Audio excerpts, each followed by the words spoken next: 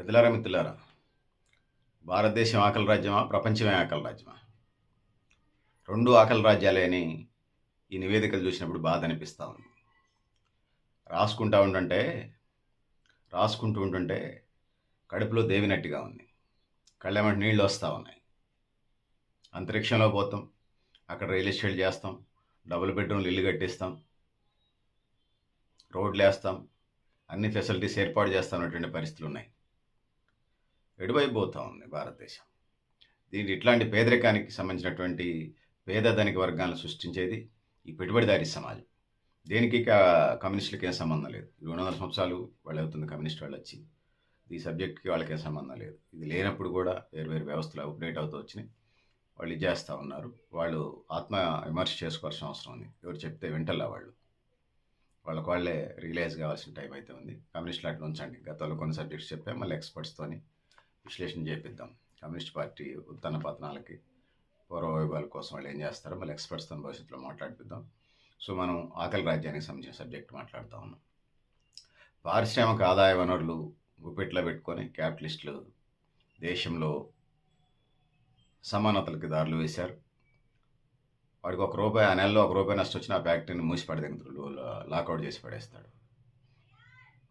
So కొద్దిమంది క్యాపిటలిస్టులు, multinational కంపెనీలు, దేశంలో ఒక 400 మల్టీనేషనల్ కంపెనీలు, పెట్టుబడిదారులు, వరల్డ్లో ఒక 5,000 పెట్టుబడిదారులు, క్యాపిటలిస్టులు, మల్టీనేషనల్ కంపెనీలు, వీళ్ళ అనుసరణలో భూమి నడుస్తుంది. దీనికి అసమానతలకు వాళ్లే కారణం.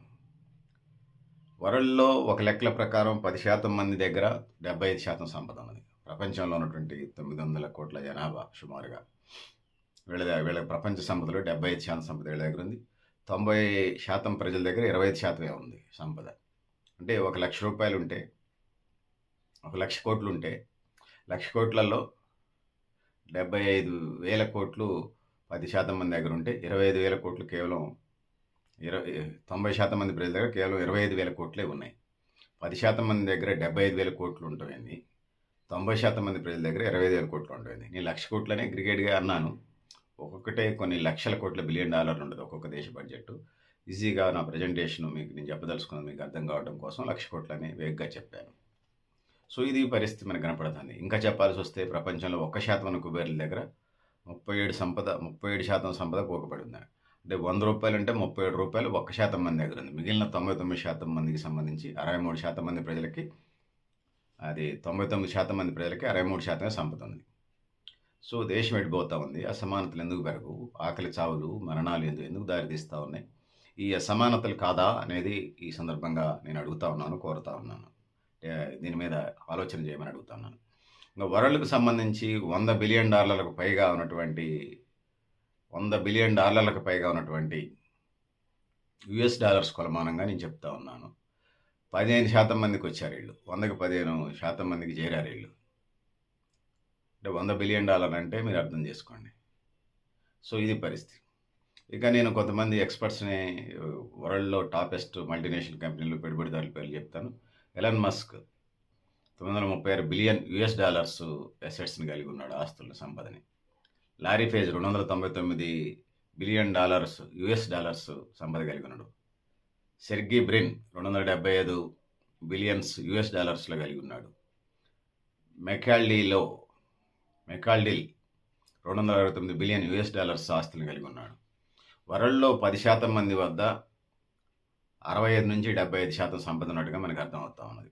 1% మంది దగ్గర మనం ఇప్పటికే చెప్పినట్టుగా 37 నుంచి 40% సంపద ఉన్నట్టుగా అర్థమవుతా ఉంది.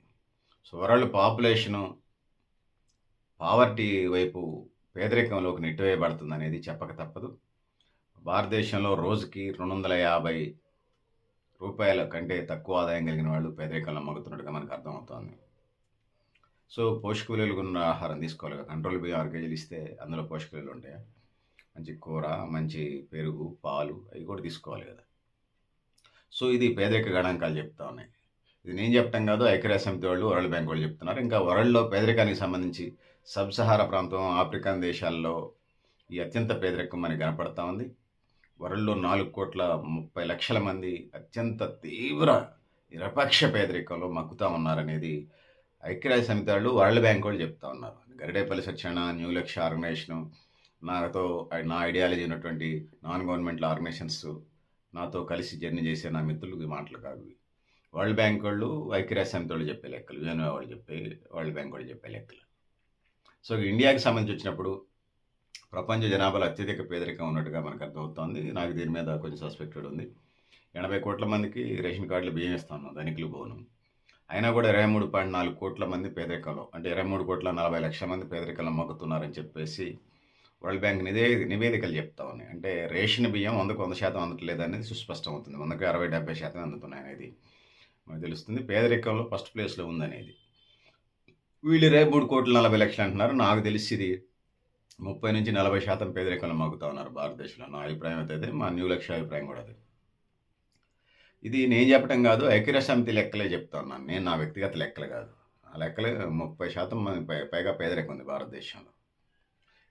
వాళ్ళు ఐక్యరాజ్య సమితి వాళ్ళు ఇచ్చిన లెక్కలే రోజుకు 250 గంటల ఆదాయం లేనటువంటి. ఈ ఎల్నినో అంటే ఇది పెరుగుతుంది, ఎల్నినో ఎఫెక్ట్ వల్ల. ఇక దేశాల్లో $3 కంటే ఆదాయం తక్కువ, ఇంకోటంటే 300 అనుకోండి. ఇప్పుడు ₹100 ఎందుకు డాలర్, అంటే రోజుకు 300 ఆదాయం లేని వాళ్ళు, నెలకి 30 రోజులు కూడా ఆదాయం ఉండదు. సో అది పరిస్థితి ఉంటుంది. సో పెద్దలారా మిత్రులారా, అది పరిస్థితి. సో వరల్డ్లో ప్రతి సంవత్సరం 90 లక్షల మంది ఆకలి చావులతోని చనిపోతున్నారు, ఆకలితోని. ఇక $3 ఆదాయం తక్కువ ఉన్నటువంటి దేశాల్లో పాకిస్తాన్, ఇథియోపియా, నైజీరియా, ఈ దేశాల్లో పేదరికం ఉంది. అంతకంటే ఇండియాలో పేదరికం ఉంది చెప్తున్నారు. నాకు కొంత సస్పెక్ట్. ఎందుకంటే ఈ దేశాల్లో రేషన్ కార్డులే, బియ్యం ఇచ్చే దిక్కులేదు, ఆహార పదార్థాలు ఇచ్చే దిక్కులేదు. సో ఈ లెక్కల మీద నాకు డౌట్ అనుమానాలు ఉన్నాయి. నిజంగానే డౌట్ అనుమానాలు ఉన్నాయి. డేంజర్ అపాయాలని ఎట్లా అంటారు, నేను డౌట్ అనుమానాలు ఉన్నాయి. సో మళ్ళీ ఒకసారి నేను నివేదికలు మళ్ళీ ఒకసారి చెక్ చేస్తాను. పేదరికం అన్నమాట అయితే నిజం, కానీ ఆ దేశాల కంటే పెద్దదైతే కాదు ఇండియా నాకు తెలిసి. నాకు వీటి మీద నా డౌట్ అనుమానాలు ఉన్నాయి. మళ్ళీ రాబోయే వీడియోస్లో ఇంకా క్లారిఫికేషన్తో చెప్పే ప్రయత్నం చేద్దాం. సో ఇక వరల్డ్లో ప్రతి సంవత్సరం 90 లక్షల మంది ఆకలితో చనిపోతున్నారని చెప్పేసి ఐక్యరాజ్య సమితి వాళ్ళే చెప్తా ఉన్నారు. అంటే రోజుకి 25,000 మంది కారణంగా ఆకలి మరణాలు, ఆకలి రాజ్యం వల్ల మరణిస్తున్నారని చెప్తా ఉన్నారు. ఇందులో చిన్నపిల్లలు 30 లక్షల మంది ఉండటం చాలా బాధ కలిగిస్తూ ఉంది.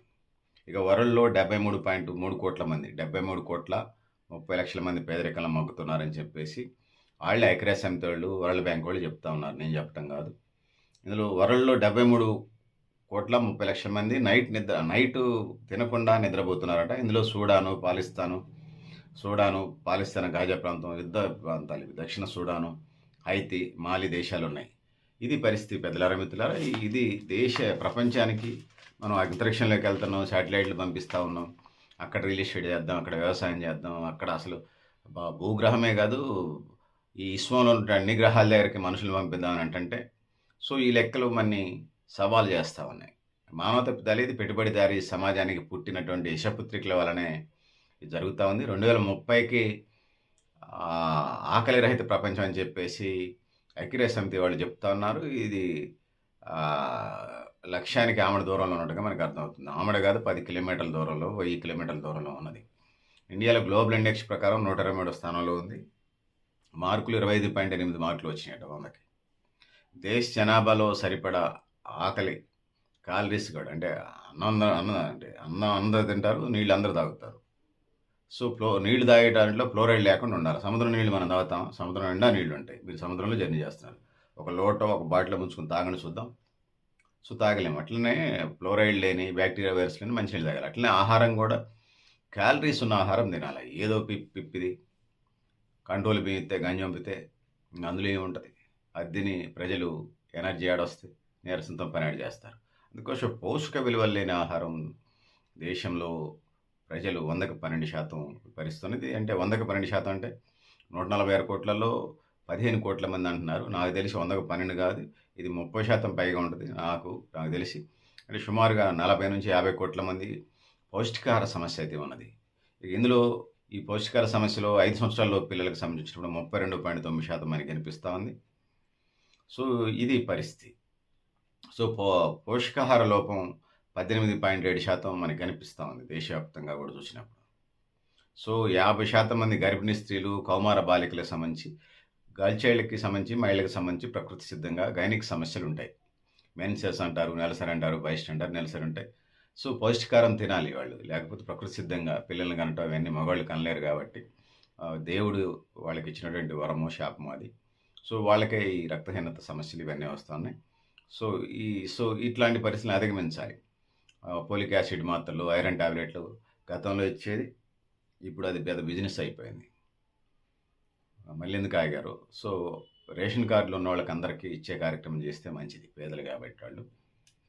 సో, ఏ నెల లెక్క ఆ నెలకిస్తే ఇంకా మంచిది. సో, ఇట్లా పరిస్థితులున్నాయనేది తెలియజేసుకున్నాను. ఇక ప్రతి భారతదేశంలో ఏటా 5 సంవత్సరాలలోపు పిల్లలు 3,00,000 మంది ఇట్లాంటి సమస్యల్ని ఎదుర్కొంటా ఉన్నారు.